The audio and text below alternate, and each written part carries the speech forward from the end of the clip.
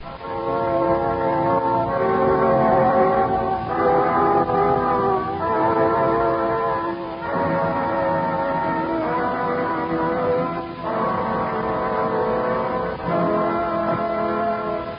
now present George Edwards in Frankenstein.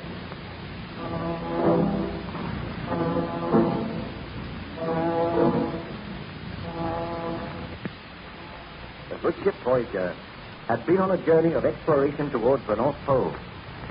She was homeward bound, but unfortunately, the icy grip of the northern winter closed in, and the Voyager was surrounded by great blocks of solid ice. Her captain and crew were prepared for a weary wait before the thaw set in, and they could continue their journey home. Shortly after noon, Captain Walton and his first mate, Mr. Boyd, were standing on the deck of the Voyager. They looked out across the icy waste.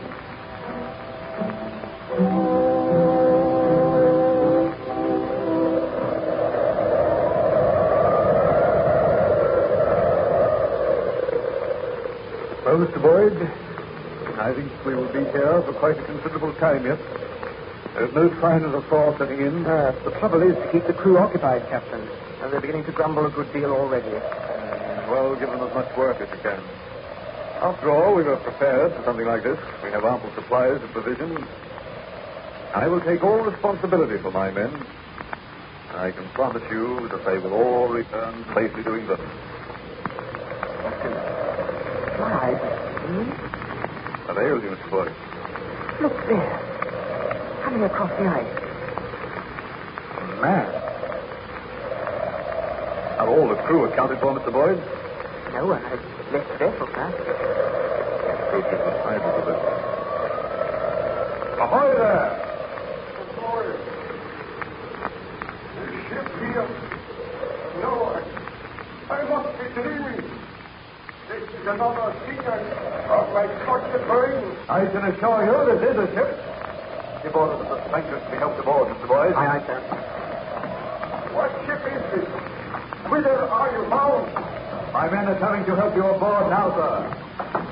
Bring him up that rope ladder. Steady there. Stranger appears to speak good English. Yeah? I wonder where he came from. I can't understand it. A man wandering about all alone out here. The wind and the snow is howling about. They're bringing him aboard now, sir. Who is the captain of this vessel? I am the captain. My name is Walton. And whither is this vessel bound? We have been on a voyage of exploration towards the North Pole. We commenced our journey homeward. The ice closed in on us. We are staying here until the thaw sets in. May I crave your hospitality and shelter? Most certainly, sir. May I ask your name? Victor Baron Frankenstein. I am ill and weak. Careful, he will fall. All right, sir, I have him. I must express my sorrow for the trouble I am causing you, Captain. But I am seeking shelter. Then my quest must go on. I must always go on. I cannot die till I find that evil, that demon, which I unloosed upon the world. You speak strange words, sir. Forgive me. If I can but crave your kindness, some food, and I will... Mr. Boyd, take Baron Frankenstein below to my cabin. See that he is made comfortable there. Give him food and drink. Let the ship's surgeon attend to him. You are giving him your cabin, sir? Why not? You had my orders. Have a hammock slung for me in the cabin. Aye, sir.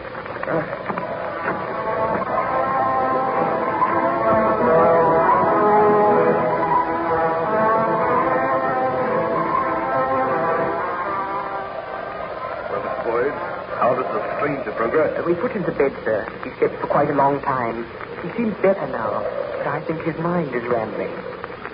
Why do you say that? Well, ever and anon he speaks of some demon, some fearful monster.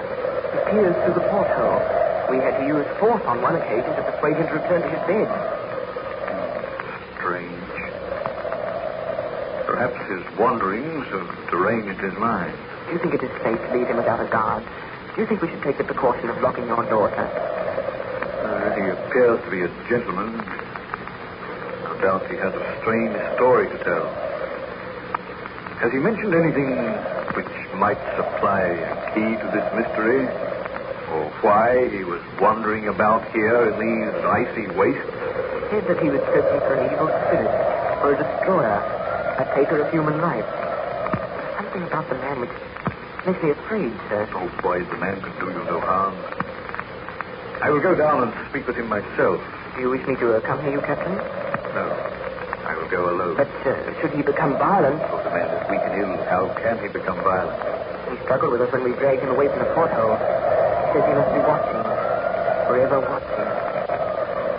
Poor devil. I will try to persuade him to tell me his story. Wait here on deck, Boyd. I will send for you if I need you.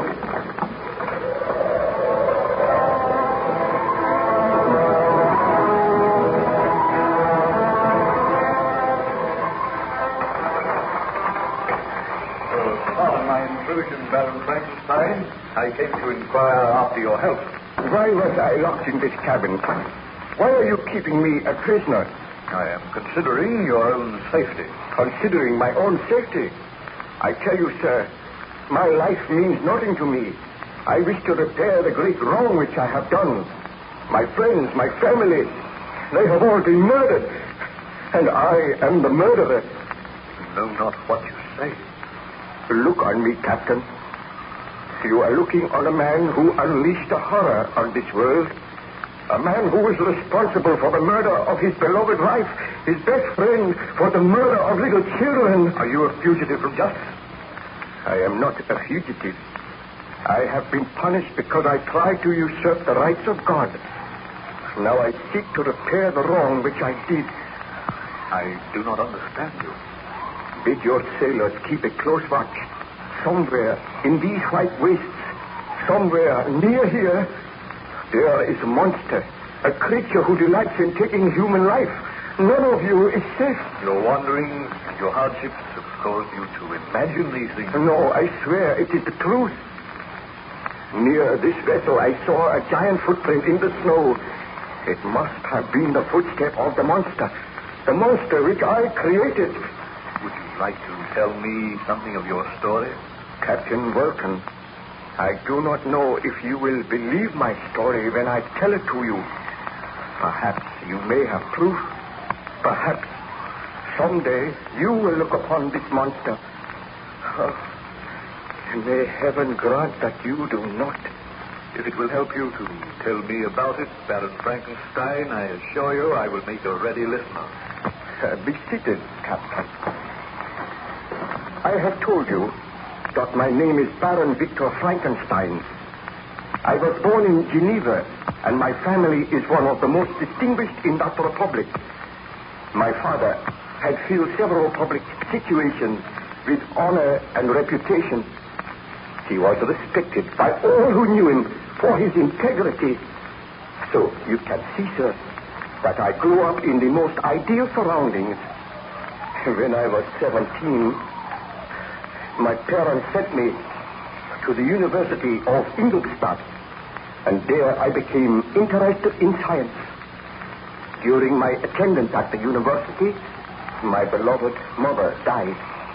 I returned home for a brief while, and whilst at home I fell deeply in love with my cousin Elizabeth, and I determined to marry her as soon as my course at the university had been completed.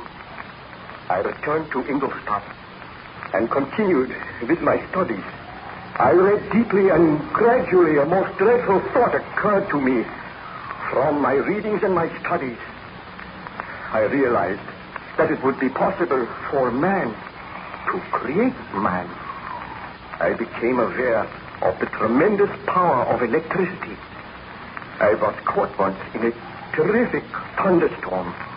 I observed how the lightning had split an oak tree in half, and the knowledge came to me that just as electricity can destroy life, so can it create. And then and there, my horrible resolve was born. I vowed that I would not rest until I had created a man. This seems incredible, Baron Frankenstein. Oh, it may seem incredible to one who is not acquainted with science, But I studied and experimented, and when I retired from the university, I begged my father to build me a laboratory near our old home. He agreed to do this, and then I took into my confidence an old family servant called Julio. The man was crippled, but he had a keen and agile brain, and he was interested in my experiments. For months we worked. I intended to create a creature who would be both strong, good to look upon, and noble. Are you speaking the truth, Baron Frankenstein? I swear that I speak the truth. Did you succeed with this monstrous project? I swear a holy oath that I succeeded. I created a man. I usurped the rights of God. Did I say I created a man? That is not the truth. I created a monster. A monster? Why, you might well shudder, Captain Walton. I will tell you the story of the creation of this monster. I will tell you why you found me wandering about the White Waste. How did you get here? I chartered a ship. I paid a crew. We were wrecked upon an iceberg and all perished save one person. I was the miserable person who lived on because I had to live. I cannot die until I have destroyed that which I have created. But if you created this monster in Geneva, what is it doing here out in the White Waste of the North? Oh, I'm tired, my friend. The story is too dreadful and horrible. Let me regain my strength so that I may complete my work. What I have created must be destroyed. Oh, my poor fellow. I assure you that we will give you every care and attention. Still you do not believe me.